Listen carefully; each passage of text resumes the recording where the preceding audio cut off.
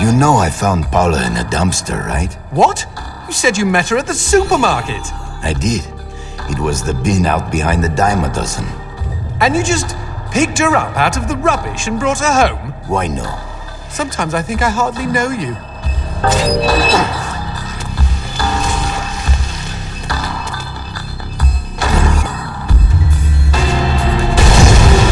What was that? I don't know, but we've got company, as in lots of. Well, if they pull up a chair, I would be happy to beat them with it.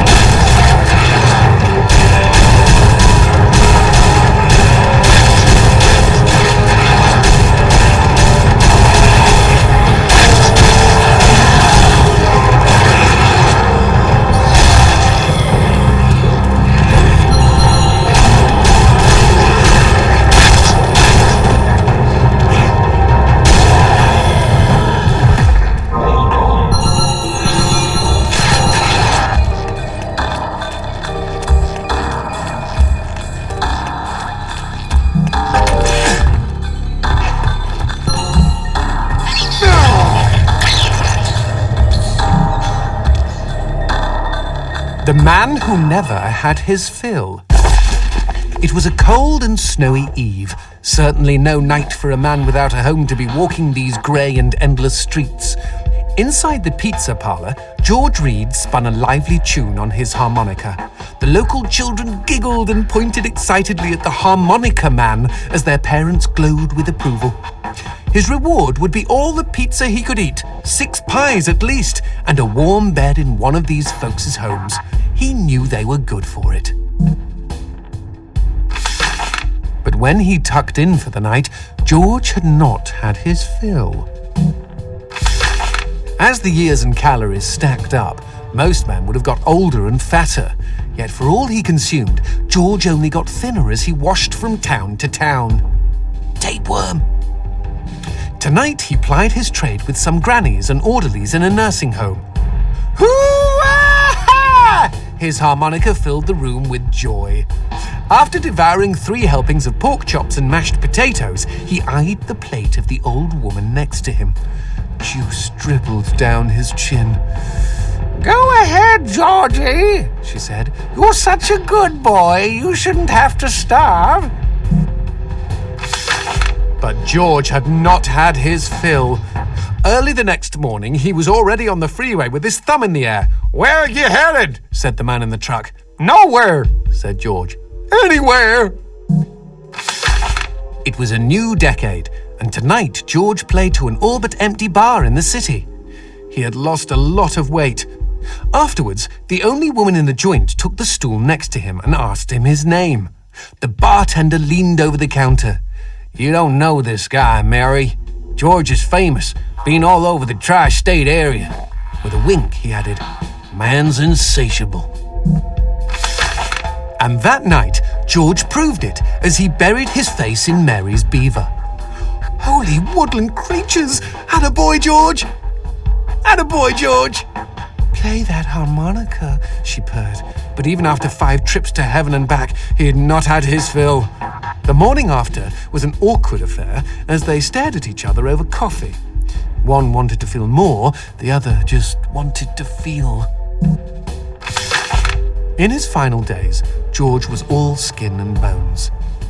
I can relate, except for the skin part. His last meal had been a mistake. It was on a sidewalk one night in a small suburban town that he came across the boy. Hungrily, and with an agonized grimace, he opened his mouth to beg for help.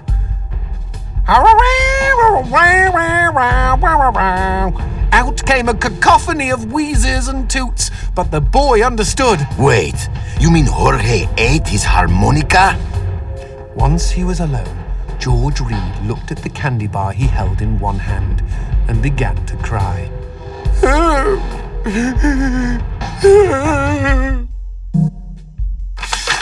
They found George's half-eaten body in a market next town over. In one hand he held a knife, in the other a fork. Chunks of flesh had been torn from his chest and his arms. Blood framed an eerie smile. The wind that morning blew fierce, and as it whistled through the hole he'd carved out of his own neck, the harmonica man played his last song in this world. There were Gawkers, and many knew him. They shared stories of how he'd filled them with hope, filled them with life. They, at least, had had their fill. Especially Mary. The end.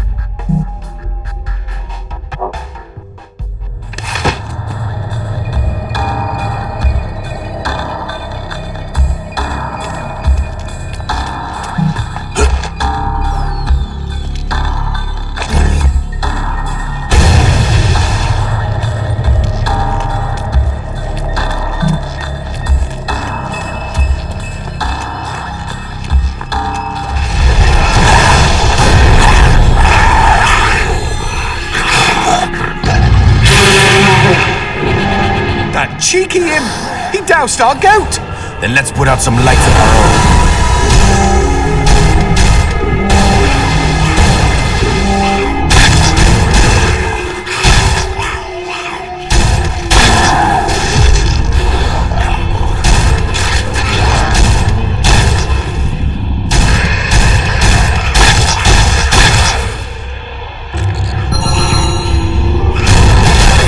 Would you kindly bust a cap in those mother fudgers before they douse the lights? You know, we never finished talking about you kidnapping Paula. I didn't kidnap her. You hauled her out of a skip. Isn't that illegal in some states? What did she say? Nothing. Not for weeks. I was afraid to even touch her, you know? Like she didn't belong to me. To anyone. But something changed. There was a phone call.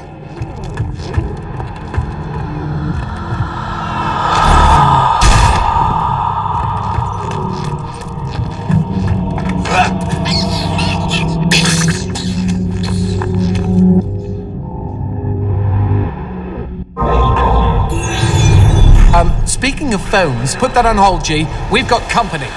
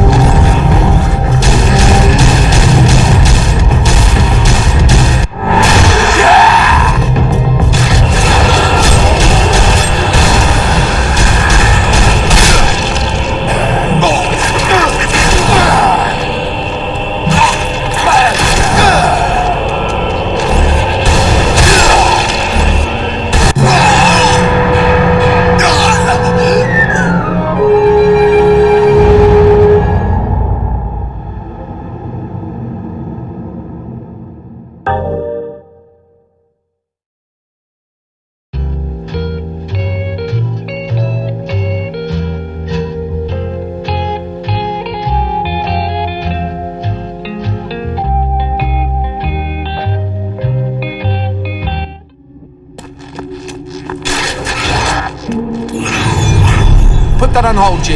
We've got company.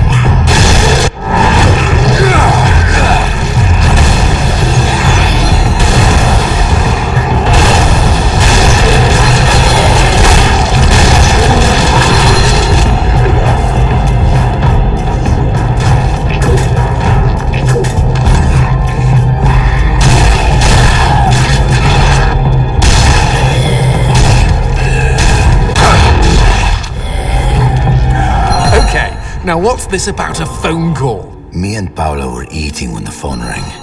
Suddenly, she slams her fork down and says, "Don't answer it!" Creepy. First thing she ever said to me. But I got up to take the call. Johnson, you should have seen her. She jumped out of her chair, ran to the phone, and ripped it right off the wall. Whoa. Then she came and put her arms around me and started crying. It was the craziest, weirdest, sexiest thing I have ever seen. I have been hers ever since.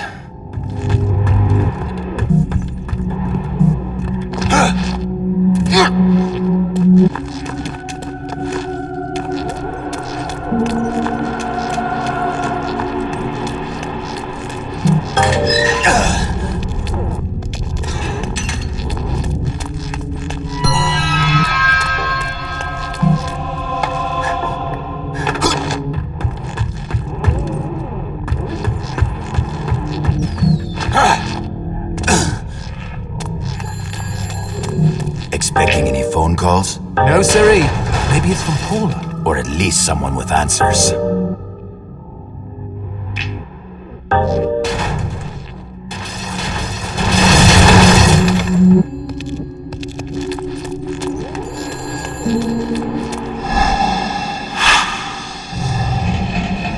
Dios mío. Paula, is that you? When will this fucking torture end? Ah! From hottie to hamburger, just like that.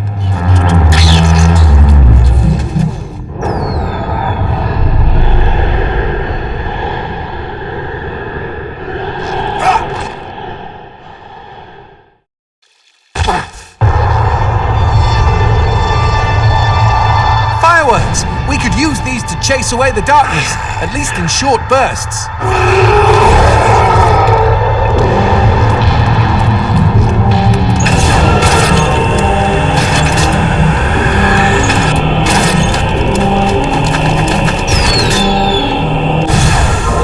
Just look at them.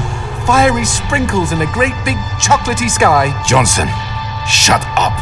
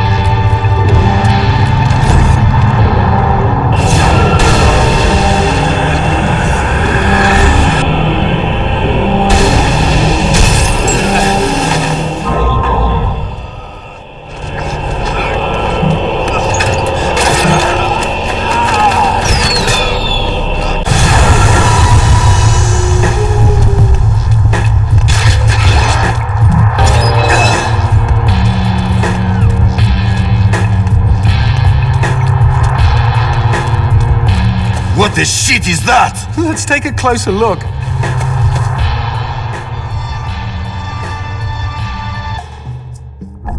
Well, howdy-ho! Name's Christopher. Now, don't y'all be afraid, I ain't gonna bite. Trust me. You see, I'm what you call a mixture of beast and human. Oh, best of both worlds, my pappy said. But what are you doing around these parts? Ain't you a mortal? Why should I tell you? All I see is demon. Well, shucks. You gotta look underneath the leathery exterior. Deep down, I am a sensitive and understanding listener. Some asswipe named Fleming stole my girl and took her to his castle. I am here to take her back. Meaning you are on a quest to kick the Prince of Evil's ass? Holy shit!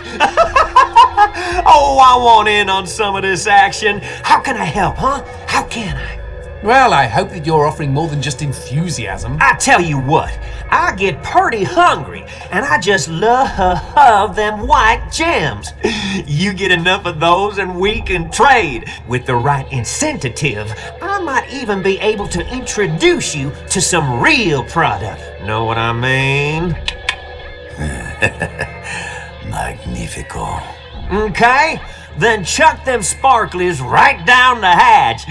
Go on, feed me! Ah!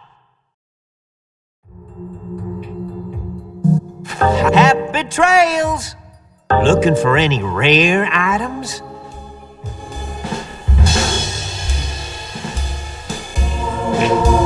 I'm surprised Christopher hasn't had a visit from the GEA. You read about gem busts all the time.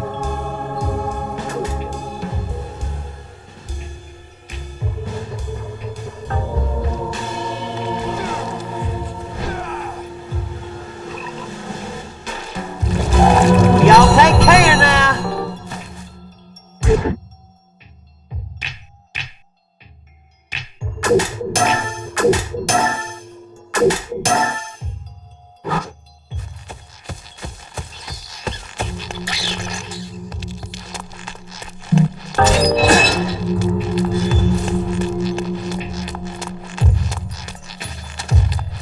Whoa, what's this?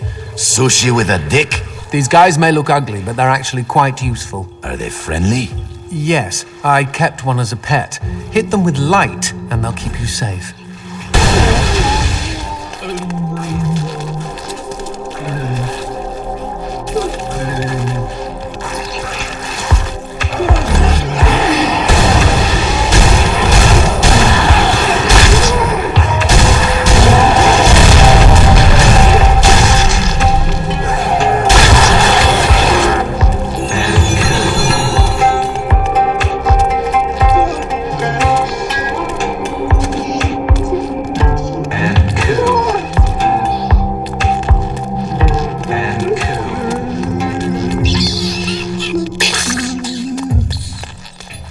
Cemetery. Really? I had no idea. No, there isn't. No need to get snippy. It's just this wasn't here before. Since when do demons get buried? Since I came to town. Whoa! Who did this? Mr. X! Only a demon hunter could kill this many and not be lying dead next to them. Paula and I promised we would be buried together.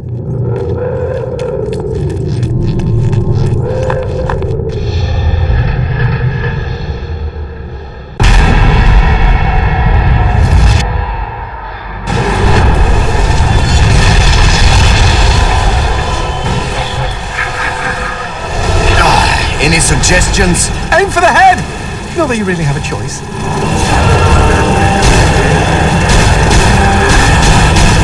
Shoot the red spots!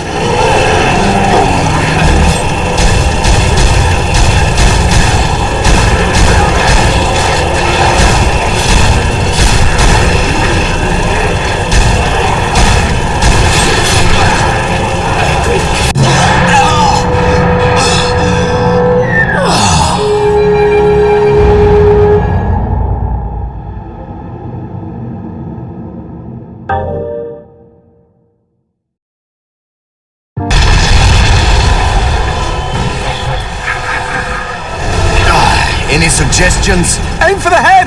Not that you really have a choice.